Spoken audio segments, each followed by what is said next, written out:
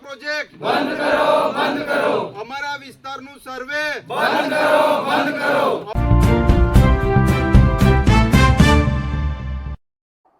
છોટાઉદેપુર જિલ્લાના નસવાડી તાલુકાના વાડિયા ધારસીમેલ ગામે હાઇડ્રો પાવર પ્રોજેક્ટને લઈને થયો જોરદાર વિરોધ.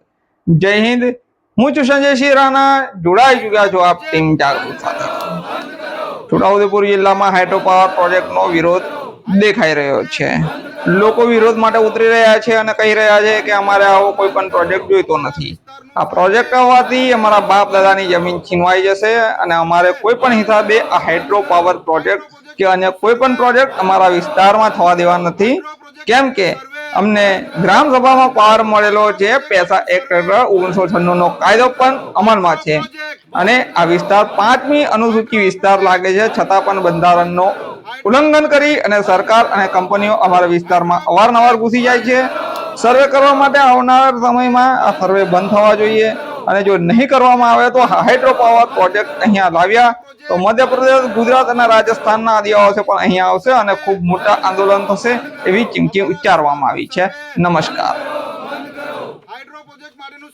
આજરોજ અમે છોટાઉદેપુર જિલ્લો નસવાડી તાલુકાના વાડિયા ગામે હાઇડ્રો પાવર પ્રોજેક્ટના વિરોધમાં ડુંગર વિસ્તારના તમામ આદિવાસીઓ ભેગા થયા છે. છોટાઉદેપુર જિલ્લાના નસવાડી અને કવાંટ તાલુકામાં 3 હાઇડ્રો પાવર પ્રોજેક્ટ આવે છે, ગનિયાબારી, ધારસીમેલ અને તુરખેડામાં. તો આ જે છોટાઉદેપુર જિલ્લો છે એમાં 5મી અનુસૂચિની પૈસા એક લાગુ છે. ગ્રામસભાને પૂછ્યા વગર આ સર્વે કરવાવાળા ટીમ મોટું ઉઠાવીને પહોંચી જાય છે. તો અમારી એટલી માંગ છે કે ગ્રામસભાના ઠરાવ વગર અમારા વિસ્તારમાં આ કોઈ પણ પ્રકારનું સર્વે ના કરવામાં આવે અને હાઇડ્રો પાવર પ્રોજેક્ટ તાત્કાલિક ધોરણે જો રદ ના કરવામાં આવે તો છોટાઉદેપુર કલેક્ટર ઓફિસનો પણ ઘેરાવો કરવામાં આવશે અને છોટાઉદેપુર કલેક્ટરનો ઘેરાવો કર્યા બાદ પણ આ સરકાર નથી માનતી તો ગાંધીનગર સચિવાલયનો પણ અમે લોકો ઘેરાવ કરવા માટે અમે લોકો તૈયાર છીએ. અમારે છેલ્લી એટલી રિક્વેસ્ટ છે કે આદિવાસીઓ અહીં શાંતિથી જીવન જીવે છે, પાયાની વ્યવસ્થા તમે પૂરી પાડો, શિક્ષણ આપો, આરોગ્ય આપો, રોડ રસ્તા આપો. બાકી અમને વિકાસના નામે વિનાશ અમને જોઈતું નથી. હાઇડ્રો પાવર પ્રોજેક્ટ આદિવાસીઓને જોઈતો નથી. એટલે આનાથી વિશેષ કંઈ નહીં. જોહાર. આજે અમે અહીંયા ડુંગર વિસ્તારના વાડિયા ગામમાં તમામ આદિવાસી સમાજના ગામેગામથી તમામ લોકો અહીંયા એકત્રિત થયા છે. અહીંયા હાઇડ્રો પ્રોજેક્ટનું જે સર્વે ચાલી રહ્યું છે તેનાથી દરેક ગામના લોકોનો ભયનો એક માહોલ છે કે ડરી ગયેલા લોકો છે.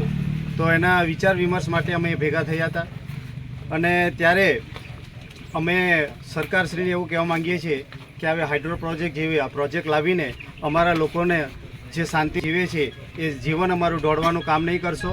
અમારા સારા વિકાસ માટે અમારે સારી શાળાઓ જોઈએ છે, સારું આરોગ્ય જોઈએ છે, સારા રસ્તા જોઈએ છે. જ્યારે શિક્ષણની અમે માંગ કરીએ છીએ ત્યારે અમારા વિસ્તારની અંદર શિક્ષકો પણ પૂરતા મૂકતા નથી. ત્યારે આટલા બધા શિક્ષકોની ઘટ હોય છે ત્યારે આવા જે અમારા વિસ્તારના લોકોને કંઈ પણ જરૂરી નથી એવા પ્રોજેક્ટો લાવીને અહીંયા મૂકી દે છે. ત્યારે અમારા તમામ વિસ્તારોમાં તમામ લોકોને ભયનો માહોલ બહેના અમને ગ્રામસભાની અંદર પાવર મળેલો છે. 5મી અનુસૂચિ વિસ્તાર લાગે છે. પૈસા એક્ટ 1996 નો કાયદો એવું કહે છે કે આદિવાસી વિસ્તારમાં કોઈ પણ એક કાંકરી પણ ઉઠાવી હશે તો એ ઉઠાવી નથી શકતા અને ગ્રામસભામાં પાવર આપેલો છે. અને તમે કોર્ટોના પણ જજમેન્ટો તમે જોયા છે કે ના લોકસભા ના વિધાનસભા સૌથી મોટી ગ્રામસભા એવું બંધારણ કહે છે ને બંધારણ દેશનું સર્વોપરી છે. બંધારણથી કોઈ મોટું છે નથી. તો આ સરકાર અમારા વિસ્તારમાં અવારનવાર કોઈ પણ ગામના લોકોને પૂછ્યા વગર અવારનવાર ઘૂસી જાય છે. એના સામેની અમારી લડાઈ છે. આવનાર સમયમાં સર્વે કરવાવાળી ટીમને પણ અમે કહીએ છીએ કે અમને તો ગ્રામસભામાં પાવર મળેલો છે. તમે ગ્રામસભામાં તમારે કોઈ પણ સર્વે કરવા માટે આવવું હોય તો ગ્રામસભાની પરમિશન લેવી પડે. તો ગ્રામસભાની કોઈ પણ જાતની પરમિશન લેવામાં આવતી નથી ને અવારનવાર અમારા વિસ્તારમાં ઘૂસી જાવ છો. ત્યારે તમને અમારી એક વિનંતી છે, સરકારને પણ વિનંતી છે અને છૂટાયેલા જે પણ પ્રતિનિધિઓ છે આ ઉપરના એમને અમારે 2 હાથ જોડીને વિનંતી છે કે આ વિસ્તાર ખૂબ શાંતિથી જીવનશૈલી જીવવાળો વિસ્તાર છે. અમને આવા પ્રોજેક્ટો સાથે અમને કોઈ લેવા દેવા નથી અને અમારે કોઈ જોઈતો જ નથી. જેવી રીતના અમે અમારા લોકો અહીંના લોકો જીવી રહી છે એવી રીતના અમને જીવા દો. તો એવી અમે વિનંતી કરીએ છીએ. આવનાર સમયમાં જો આ સર્વે બંધ કરવામાં નહીં આવશે તો ગામે ગામથી લોકોનો પુકાર પડી રહેલો છે.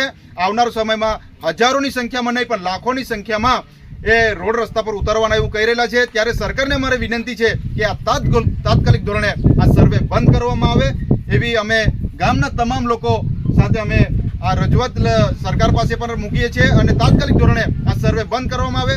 કોઈ પણ જાતની અમારે કોઈ હાઇડ્રો પ્રોજેક્ટ કે કોઈ કંપની અમને જોઈતી નથી. અમને આવી રીતના જીવો તો ધન્યવાદ. જોહાર. જય આદિવાસી. જય આદિવાસી. લડેંગે जीतेंगे લડેંગે. जीतेंगे આમનું લઈ લો ને થોડું. તો એનું આવવા પાછળનું કારણ એટલું છે કે અહીંના જે લોકો છે, જે આ હાઇડ્રો પ્રોજેક્ટ આવતો હોય છે એનું સર્વે કરવામાં આવતો હોય છે. સાથે હવે નવા 2 પ્રોજેક્ટ આવેલા છે, એક ધારસીમેલ અને તુરખેડામાં. જ્યારે ધારસીમેલ અને તુરખેડામાં જે સર્વેનું કામગીરી ચાલી રહી છે એની અંદર આ લોકો સર્વે કરનાર જે ટીમ છે એ લોકોને પૂછતી નથી અને કશું પણ જણાવતી નથી, એમને એમ સર્વે કરતી હોય છે. જ્યારે એ લોકોને હવે પૂછવામાં આવે ત્યારે એ લોકો DPR તૈયાર કરતી હોય છે. પરંતુ મારે સરકારને એટલું જ કહેવું છે કે આ જે પૂરેપૂરો જે અમારો જે ડુંગર પટ્ટો છે એની અંદર જ કેમ પ્રોજેક્ટ આવતા હોય છે, જ્યારે અહીં સરકારને વાત કરીએ છીએ કે તમને સ્કૂલ હોય કે રસ્તા હોય અને એવી રજૂઆતો અમે સરકારને કરીએ છીએ, તો વારંવાર રજૂઆતો કરીએ છતાં પણ એ સુવિધાઓ પૂરી નથી પાડતી. પરંતુ નવા પ્રોજેક્ટો લાવવાના હોય તો સરકારી અધિકારીઓ એમને એમ દોડતા આવતા હોય છે. તો મારે આ સરકારી અધિકારીઓને કહેવું છે કે જ્યારે અમારા ઘણા બધા પ્રશ્ન એવા હોય છે, જે સ્કૂલ છે, રસ્તાઓ છે અને સાથે જંગલ જમીનના જે પ્રશ્ન અટવાયેલા છે, હજુ સુધી પણ સનદો આપેલ નથી. આવા પર ફોકસિંગ કરો. આ જે પ્રોજેક્ટો છે એ અમારા વિસ્તારને કશું જ કામના નથી, એમનાથી અમને ફાયદો શું થવાનો? એટલે અમે સરકારને એટલું જ કહેવા માંગીએ છીએ કે આ પ્રોજેક્ટો અમને જોઈતા નથી, એનાથી અમારો કોઈ જ ફાયદો નથી. એટલા માટે આ પ્રોજેક્ટ બંધ કરે અને જે અમારી જે પાયાની જે મૂળભૂત જરૂરિયાતો છે એ પૂરી પાડે. એટલું જ અમે સરકારને કહેવા માંગીએ છીએ.